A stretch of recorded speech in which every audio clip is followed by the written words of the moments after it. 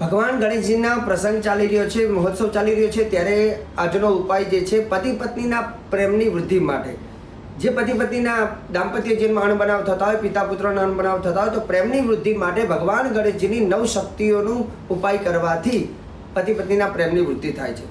એવું કહેવાય છે કે ફૂલમાં સુવાસ હોય છે.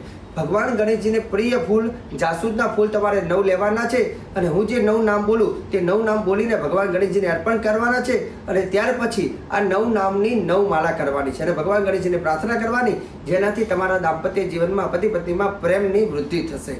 હવે જે 9 નામ કયા છે, તો પહેલું નામ છે ઓમ તીવ્રાય નમઃ, બીજું નામ છે ઓમ ચાલિન્યય નમઃ, ઓમ નંદાય નમઃ, ઓમ ભોગવત્યય નમઃ, ઓમ કામરૂપિણ્યય નમઃ, ઓમ ઉગ્રાય નમઃ, ઓમ તેજોવત્યય નમઃ, ઓમ સત્યાય નમઃ, ઓમ વિઘ્નનાશિન્યય નમઃ. ભગવાન ગણેશજીની આ 9 શક્તિ છે.